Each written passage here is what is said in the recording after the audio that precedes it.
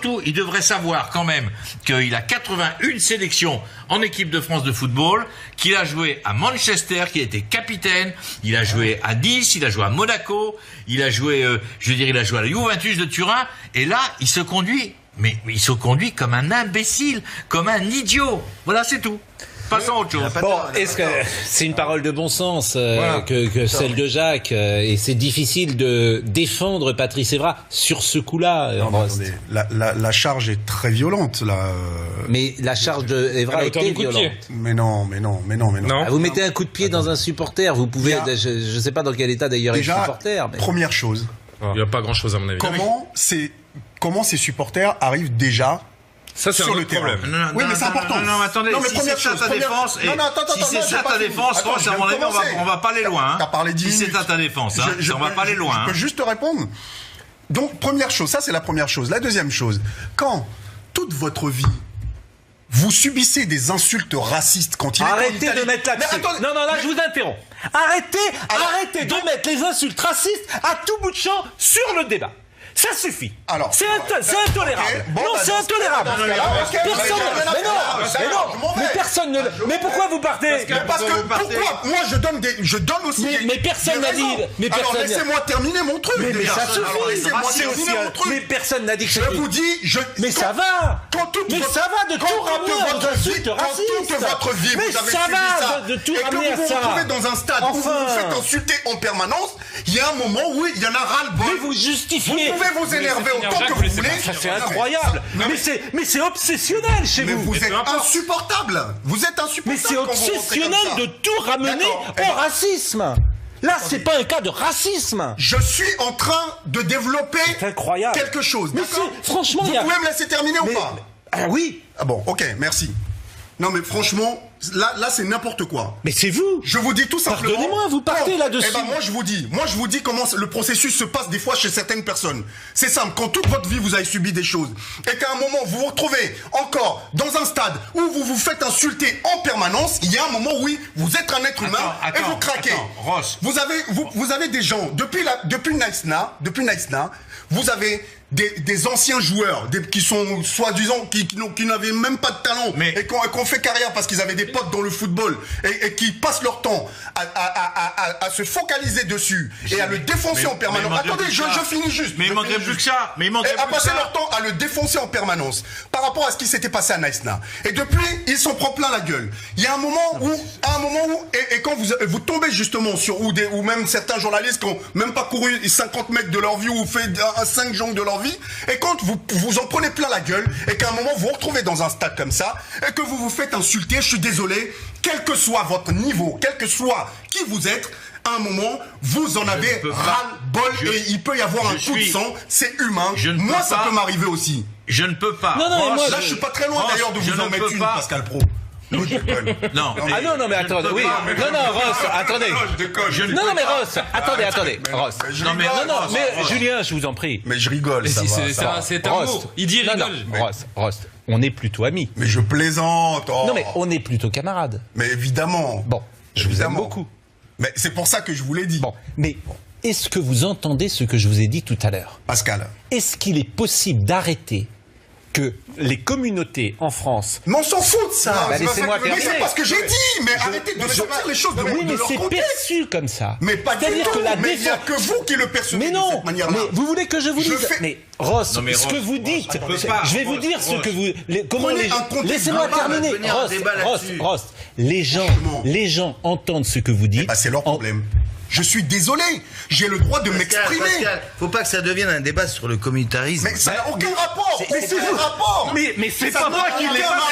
Vous avez saisi la balle au bon. Doucement. Mais oui. C'est pas ça le truc. Mais non, aucun rapport. Le truc c'est qu'il y a quand même aussi une bande d'abrutis. Et c'est vrai, mais il a ses torts. Mais il y a des mecs qui ont quand même fait le déplacement au Portugal pour dire je vais aller essayer de chier sur la gueule d'Evra. Bon c'est des mecs là, ça doit pas exister dans un stade. Mais bien sûr, ça doit pas exister. Pardonnez-moi, c'est pas le souci. Bon, Cyprien Sini qui ne sait pas exprimer. Bah déjà, a priori, c'est chaud ce soir, mais bon. Ah oui. Discussion. Déjà, mais correct. Je pense que ce que veut dire Rost, parce que c'est vrai que vous avez pris la balle au bon, mais en gros, il explique qu'il y a un contexte. Ça fait longtemps qu'il prend et que là, ça a explosé. Alors, je cite simplement, vos arguments de racisme à l'égard de Evra sont inacceptables et paranoïaques. Reprenez votre sang-froid. Bon, je vous cite ça. Ça n'a aucun rapport. Ça n'a aucun rapport avec le racisme. C'est comme avec Benzema, la violence, la débilité. C'est Nadjet qui dit ça. Rost, vous êtes à côté de la plaque. C'est coach. Tous les débiles des réseaux sociaux, ils peuvent balancer ce qu'ils veulent. Non, dites pas ça. Mais non, mais Ross. Mais c'est pareil. Vas-y. Pascal, on se fait insulter. Alors, je vais vous dire une chose. Laisse-le parler. Pascal, je vais juste vous dire une chose. Moi, j'interviens souvent dans les débats. Oui. Je me fais insulter en permanence sur les réseaux sociaux parce que les gens ne sont pas d'accord avec les idées. Et à partir de ce moment-là, il y a un moment où vous en avez ras-le-bol. Je suis désolé, aujourd'hui, moi, je réponds aux gens, à certaines personnes, quand ils m'insultent, quand ils me traitent de fils de pute, par exemple, sur les réseaux sociaux, il y a un moment, ça suffit. Quand vous prenez des menaces de mort, quand vous prenez des menaces de mort parce que les gens ne sont pas d'accord avec vos idées, à un moment, vous en avez ras-le-bol. Le sujet, il est pas là. Cyprien Sini. Il y a des choses qu'on vit, il faut les accepter. Cyprien Sini. En gros, je pense qu'effectivement, Evra, depuis qu'il est à l'OM, il prend cher, mérité ou pas, ça c'est pas, mais en tout cas sur le terrain c'est mérité parce qu'il met pas un pied devant l'autre et c'est peut-être la saison de trop, et qu'au bout d'un moment, hier il a explosé. Mais en gros hier quand il est arrivé sur le terrain, il a quand même, c'est déjà chaud avec les supporters de l'OM depuis un moment, c'est-à-dire que Rudy Garcia fait tout pour lui faire éviter de jouer les matchs au stade Vélodrome. Depuis la défaite contre Rennes, il a plus joué au Vélodrome quasiment. Il est hyper protégé. Il a été protégé. Hier, il est arrivé, il a eu un petit rictus envers les supporters ont commencé à l'insulter. Au début, c'était du chambrage. Ça a commencé sur l'aspect tu t'es déguisé en mort-vivant sur Instagram mardi, mais t'es un mort-vivant sur le terrain. Enfin voilà, c'est parti comme ça. Après, ça a été insultant, énervant, mais il a pété les plombs. Mais il aurait pas dû péter les plombs comme ça. Hier, il n'a jamais été question d'insulte raciste. Non, autrement, à aucun moment. Mais autrement, ça parler de ça, mais il vous a parlé de ça pour montrer. Non, mais je suis d'accord avec vous, mais autrement, moi j'aurais une autre position. Si Evra avait été insulté, avait subi des insultes racistes. Non, mais c'est pas hier. Mais vous orientez le débat, pas dans le bon sens. Enfin, c'est vous qui avez le premier parlé de ça. Enfin, c'est pas moi quand même. Pascal. Non, quand vous développez quelque chose, vous parlez d'un. Mais c'est la première chose que vous avez dite. Ross, sois gentil. J'ai beaucoup de respect pour toi. Mais oui, mais d'amitié. Tout le monde a du respect pour toi. Mais j'ai d'amitié. Sauf que tu. Mais pourquoi mélanges tout. Tu mélanges tout. Je vais te le dire. Le plus calmement, c'est qu'il y a certains joueurs. Mais restez, Ross. Mais Ross, tu restes. Ah non, parce que là. Ah non, Ross, tu restes. Non. Parce que vous me faites dire des choses que je n'ai pas. Alors dis ce que tu as à dire. Non. Mais si, Ross. Mais attends.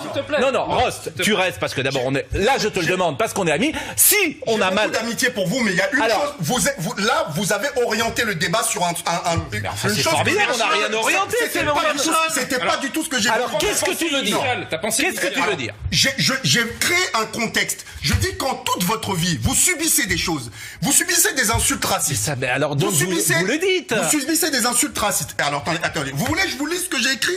Parce que j'ai écrit un texte avant de venir par rapport à tout ce qui s'est passé.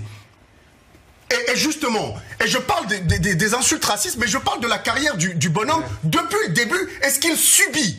Et qu'à un moment, en tant qu'être humain, nous tous, on est des êtres humains. Mais sauf qu'Evra, il part de Naïsna, c'est avec... Mais ne me dites pas que... Non, mais j'ai pas parlé de racisme. Il y a des amalgames.